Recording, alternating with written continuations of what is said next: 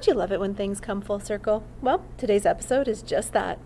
On last year's podcast episode, we talked to Mom. This year, we're talking to her son, Bodhi. Take a listen to Bodhi's stories of travel and adventure, figuring life out, and all of his adventures on his amazing Outward Bound trip.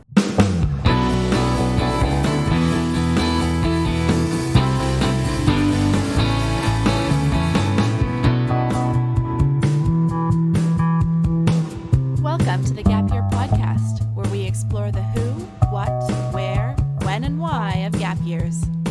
It's real people sharing their stories, ideas, and experts diving deep into how you can make the right decisions in order to have a meaningful gap year. This is the place to be no matter where you are on your gap year journey.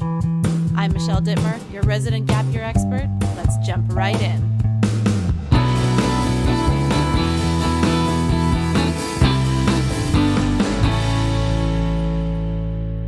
Hey there, and welcome to the Gap Year Podcast. My name is Michelle Dittmer, and I am your host and Gap Year expert.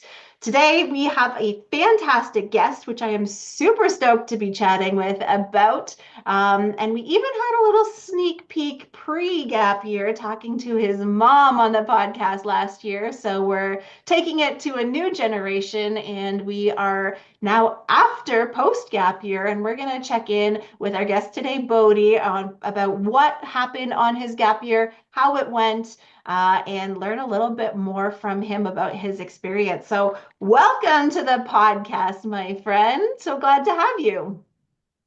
Thanks. I'm happy to be here. Awesome.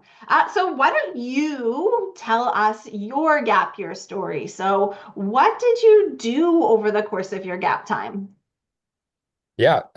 So actually I graduated high school. I walked at the ceremony, and then the next morning I got on a plane over to New Hampshire, and I worked as a camp counselor at this bike park over there for about a month and a half, which was awesome. I'm a really big mountain biker, and it was super fun to just get to ride bikes every day and also make a decent amount of money. That was great.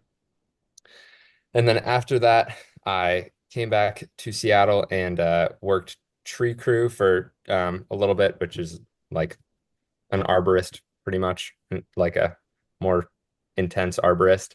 And then I went to Colorado and Utah to take an Outward Bound course in the Southwest for a month, which was super, super rad. And then after that, I went to Jackson Hole, Wyoming, and worked as a ski instructor for about 4 months. That was just the greatest winter of my life. That was super fun. I'm a big skier. And then after that, with the money I'd saved throughout the year, I went to Europe for about 75 days with a couple of my buddies. And yeah, that brought me to the end of the summer, and then did a little bit of biking up in Canada, and then started at Western Washington University. Amazing. So you kept yourself pretty darn busy over the course of your gap time then. Yeah, I tried to make the most of it. Yeah, so lots of outdoor time, lots of adventures, and all over the country, all over the globe, which makes for such a time of growth and development and self-discovery. And were you prepared for that going into your gap year? Did you know that you were going to change as a person? Um, yeah, I feel like I kind of did. I wouldn't say I like changed a whole lot. I would say I just kind of like got more into who I am and like Mhm. realized that a little bit more. Um, so that was great. And there definitely were surprises, don't get me wrong. But I did feel prepared. Yeah, I love it. And stepping into your gap year, did you have anything that you set out to achieve? You had these experiences that you had planned, but was there something you wanted to achieve over the course of this gap time, or was it just see where the world takes me? Um, I'd say it was a little bit of both. When I went to Europe, I had a plane ticket in, and then I didn't really have any plan. So I think that kind of speaks to like the just go where the wind takes you. So that was super cool, and I feel like I kind of had that theme for a whole lot of my gap year. I found out I was going to Jackson Hole halfway through when I was on Outward Bound, so that was a pleasant surprise for sure. Um, and overall, I definitely did have some goals to, just learn more about myself and see new places, try new things. And yeah, that was all super nice and went well. Well, I love hearing that because we have a scholarship application open right now, and Oh, so nice. many people set out to discover themselves, and they think it sounds so corny and cheesy, and like I'm gonna Yeah. find myself on this year. But it actually happens when you have the freedom and you're not confined to the same kids you went to high school with in the same hometown in the same routine. You have an opportunity to really figure out who you are and what's important to you on your journey. Yeah, I totally agree. Yeah, I love it. And so in taking your gap year, if you could kind of look back and then kind of give advice to people who are thinking about their gap year. What should they be thinking about in terms of if they should or should not take gap time? How should they be preparing themselves? Yeah, totally. I feel like, I have some like younger friends and who are uh about to go on gap years, and just I've talked to people in general who I've met now at Western who didn't go on a gap year. And the biggest reason that I've heard why people don't do it is because they're like, oh, like the planning is so difficult and like I don't know what I'm gonna do. And I'm not trying to just like lowball it and be like, dude, it's this easy.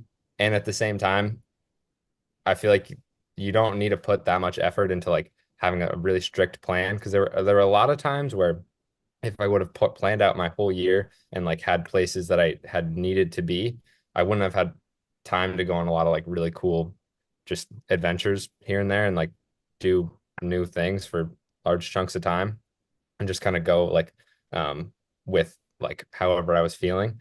Uh and that I think is a really important, powerful thing. So I'd say just like don't stress about the planning too much. As long as you're like wanting to, go on a gap year, it'll figure itself out. Yeah, I think that's really wise because so many folks, like you said, they feel like they need control. They need Yeah. certainty. And that's why a lot of people d default to going directly into university is because it's certain, it's there, it's structured, and I just have to give them my money and then show up and everything else is taken care of. And the Yeah. idea of a gap year where you have to do a little bit more work can be very daunting. But Yeah. being able to move and flex and flow with the spontaneity and be opportunistic when things come in front of you is such a valuable skill because life is not structured. There are curveballs Yeah. that are coming at you left, right, and center. So Yeah. leaving space for that is really, really helpful. And I think you did a very good job of balancing pieces that were structured and then opportunities to have more spontaneous adventures. Yeah. Yeah. Totally. I mean, it was one of the best years of my life. I love that. People always say it was the best decision ever. And they use those Yeah. words I mean, every single time. it's Yeah. definitely like top five. Yeah. I love it. Yeah. Um, Amazing. So you did a whole bunch of different things, and I want to talk about some different pieces of that. And maybe we'll go from we'll look at the highly structured piece first, and then we'll look at the more spontaneous, free part. So let's zoom in on the Outward Bound experience for a second. So can you tell me a little bit about what the experience was? And then what was a day in the life kind of like for you in that particular program? Yeah, totally. So I was a month-long course, like I said. It's called a Pathfinder. Um, we were in Utah pretty much. It was the Colorado Outward Bound school, but we were in Utah the whole time. So go figure. I'm not really sure how that works. Um, but we started off, we did 2 weeks canoeing through the Green River, which was super gorgeous. We're like in these kind of almost slot canyons on the water. And that was super cool. And then we went and transitioned over to the land and did about 2 weeks of backpacking um, around I think Moab, pretty sure Moab, in Dark Canyon and White Canyon, I believe, White Horse Canyon. Um, and that was just like Dark Canyon. I would recommend going there. That's a pretty sweet spot. Um, yeah, it was super cool. We had three instructors and I think like six students, 6 or 7 students. So it was a really balanced group. It was super awesome. And to answer your question about what a day in the life of that would look like, um, I'll just use the our section on the river for an example. Uh, we would wake up, we'd have like deviate into groups. So there'd be like cook for the day, a navigator for the day, leader for the day, someone that set up camp for the day, just stuff like that to kind of spread out the load. So you'd wake up, we'd have our like greet the day circle, do some stretching, talk about what we were going to do that day. Cook would make breakfast, everybody else would clean up, we'd load up the canoes, then we'd get on the water, go, pretty much the whole day, and then the navigator would be telling us where to go the whole time, which, when you're on a river, it's kind of just like, keep going this way. Um, and and then we'd get to camp. We'd have lunch somewhere throughout the day, but you kind of just, it was super cool. We do like a mega boat is what we called it. So we just tie all the canoes together and then eat lunch like that. And then we'd get into camp, unload the canoes, and then set up camp, make dinner, and then we do usually before dinner, we do like our lesson for the day or like whatever we were going to learn, like conflict resolution, stuff like that, like life skills, which was pretty cool. And then we'd just kind of hang out in the evening, go check out the spot we were camping, and then hit the hay. I love that. And so it was jam-packed all day, every day, which is keeping everybody out of trouble when you've all got a job to do. Yeah, yeah, true that. All right, so tell me about the people that you went with. Did you know anybody before you went? Were you all strangers? Was everybody super experienced trippers? What were the other participants like? Yeah, it was a pretty diverse group of people. We had some people who were like really big skiers. We had a zookeeper. Um, we had some famous TikTok people. Um, yeah, it was just a super cool group of people. Not a whole lot of experience, like, traveling outside, but they picked it up quick. Well, I think that's important because a lot of people don't are scared to try something new. They think everybody else around them is going to be an expert in it, whether it's tripping, canoe tripping, or whether it's learning how to design clothes or whatever the experience is. And you got to Yeah. just kind of jump in, and there are going to be other people that are new at the skill as well. And you just have to be daring enough to take that first step, and then things help to fall into place. And I'm sure that the trip leaders and the facilitators that were with you played a big role in helping everything gel together and function efficiently. Can you tell me a little bit about the role of the trip leaders and what your relationship with them looked like? Yeah, we had Angelica, Justine, and Bjorn were their names. What's up, dudes, if you're watching this? Uh, yeah, they were super cool, very knowledgeable about, these kind of trips, and just nice people. Does that answer your question, or do you want me to talk Yeah. about?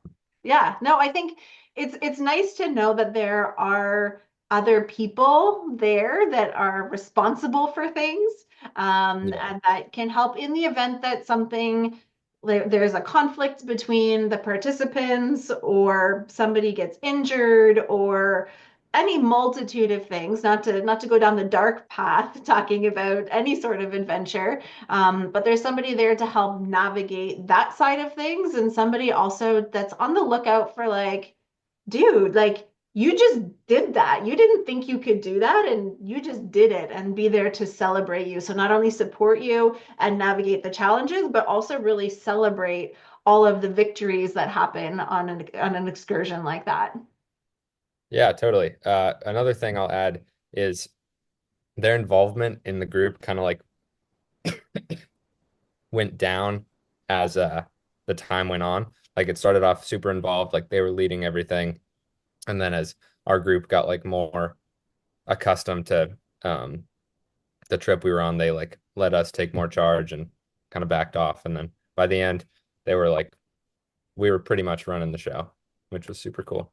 Yeah. Well, and I think that's really helpful in life to learn that you are capable of doing these things, and it builds a lot of confidence.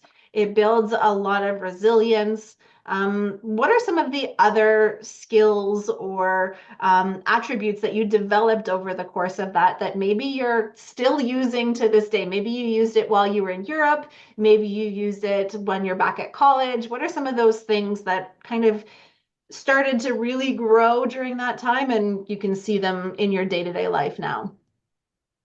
Yeah, I think I got a lot more patient and sympathetic. Um, I'd say those were like the two main things. I've wrote papers about those two things since then. Um, yeah, it really changed me the most and gave me the like a new not a new outlook on life, but like a kinder approach to things. That's so beautiful. It really is to hear that those were the takeaways from something like that experience. Yeah, It's really powerful because those are not surface level qualities that you yeah, can just take a course in and be like, oh, I'm more patient now. Those are things that really have to come from somewhere deep within you and then be fostered and given opportunity to blossom. Um, yeah. I agree. so I'm sure those papers were pretty deep. Okay, so what was the most rewarding part of that structured side of your gap year? Outward Bound or the Yeah. whole the, Yeah, let's start with the structured stuff. Let's start with the outward bound stuff, and then we'll kind of go to the other end of the spectrum in a second. the most rewarding part of going on Outward Bound? Yeah. Um, it's a good question. I think it was super rewarding to like see the growth in myself and in others on that trip throughout. Like I remember there were a lot of us that were like not doing too well at the start, and then as time went on, like to be able to see that like strength build up and people get like more accustomed to just being outside, and that was super rad to see. Yeah. Amazing. Okay, let's shift gears now a little bit because we have this outward bound experience, and then we have this kind of free floating bag in the wind Europe adventure, which is some people might say is the polar opposite of what you experienced. So how would you say that that experience was different than what happened with Outward Bound? Um, I mean, they're definitely different. I think just kind of being able to going to Europe, for example, that kind of felt like an accumulation of like everything I'd done throughout the year. That was kind of like the final step. Not final step. I'm still taking steps, but you know what I'm saying. Um, it was super cool to like get a little bit of like independence as a bike counselor and then learn some stuff on Outward Bound and then get more independence, like living by myself for like 5 months and then just go and backpack around Europe for a while. And that was kind of just like putting everything I'd learned, especially over Outward Bound with like planning and stuff like that, just to the test, which was awesome. Yeah. And you said you went with some friends. Were they equipped to take on this Europe adventure? Were they ready for it in the way that you were ready for it? Um, yeah, I think so. I when I said I went with some friends, flew over. So let me back up. I flew over by myself. My buddy Nico was already there. He came up from Africa. He was doing some travel down there. And so we met up in Morocco. And then from Morocco to like Italy, we kind of like did like a week together and then 2 weeks like doing our own things and then 2 weeks together, stuff like that, just kind of like wove in and out, which was super, super awesome because it's great to like, go to a new city with like one of your buddies and, just go see what's up. And then it's also super cool to just be by yourself. And there were many times where I like met someone and, or a group of friends and just like went and hung out with them for like a week. And that was super, super cool. So I was with my buddy Nico until then, on and off, and then my brother Josh and my buddy Max flew out and met me in Germany, and we went to the Netherlands and then a little bit of Germany, and then I flew back with them. Wow. So you really did see a lot of Europe on the trip. Yeah, yeah, it was a grand time. Yeah. Well, and I think having the confidence to do that independently and the confidence to make new friends, which is a whole other skill set, that we sometimes don't realize how hard it can be to Yeah, make new friends. Like when you're in high school, you've been with the same people for forever. You've got this designated group of people that you're going to show up with every day, and the odds are there's somebody in there that's going to be your friend. And then once you graduate, that disappears, and now you have to start to talk to strangers again and start to put yeah, yourself out there a little bit. So having that time with friends but also meeting new people is another skill that you can carry with you. yeah, totally. It was definitely like at the start of my trip a little bit. Sorry, I've had a really bad cough for a while. Um, it's like it was definitely hard at the start to, just go up to random people and start talking with them. And then at the same time, I like kept thinking about it and thinking about it. And I was like, okay, I'm in like the middle of a foreign country. There's a chance I'm never going to see these people again. And that just made it a little easier to just like go for it. Yeah. Oh my gosh, I love it. So what are some of the skills that came out of that piece of your gap year? Are they different than the other ones, or are they parallel? Um, Going to Europe specifically, I Yeah. feel like going to Europe was just like life, like there was kind of just a slow build up to what the real world is like. There were like many times when I just showed up to like a new city and had to like figure out where I was going to sleep, what I was going to eat, what I was going to do, and like to be able to manage planning all that and still have a good time was like definitely really hard, but I'm so glad that I, learned how to do all that stuff and that just kind of like now that I'm, away from home, I feel like that has transferred very well and just made me like a more well-rounded person. You stole my next question right from out from under me. I was going to ask you how that shows up in your life now, now that you're finished the gap year. But obviously that ability has just seamlessly moved to make you have a successful time at college, which I think is everybody's desire, and to be able to make the most out of that experience and not just get lost in the academic side of things, and to be able to know your limits and know how to challenge yourself Yeah. and know how to navigate new situations, which are all things that were thrown at you throughout your entire gap year. Yeah. Yeah. I mean, the whole, like, not just going to Europe, not just going on Outward Bound, the whole of it was just like I said earlier, it just felt like real life, which I feel like I was not necessarily sheltered, but didn't have like full access to everything growing up in Seattle. Just because, like living with my parents and going to school every day. Um, that now, after having gone through this whole experience, I just feel like I know what it's like to I know a little bit better what the real world is like. Yeah, that's so valuable. And like no shade to Seattle or your parents. That's just the way that like the Yeah, system, the larger yeah, of system is set up, right? Like it's just course. here is your world. Your world is this big. Yeah. And then when you kind of go to your gap year, you blow the lid off that box. Like your world is no Oh yeah. longer this small. You have access to different people, different ways of life, different ways of thinking, different systems, different schedules, different mentors, like everything just opens up to you in a way that is almost mind-boggling coming from a high school situation. Oh, totally. Yeah. Yeah. I mean, no shade on my parents at all. I love them.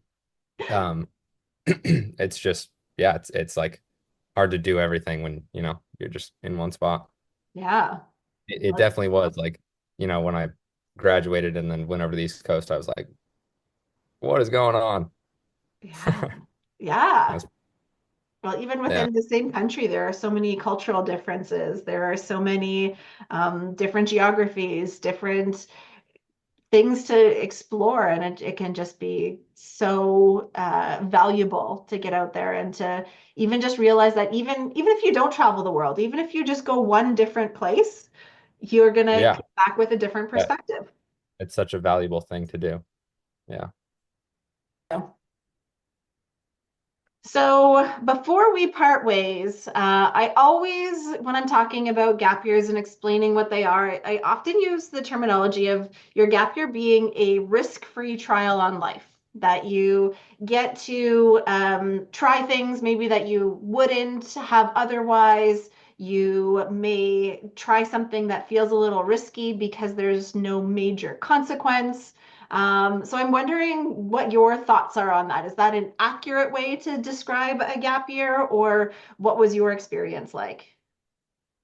Yeah, like I said earlier, I feel like it's kind of a way to like experience real life, um, when you're like coming out of high school.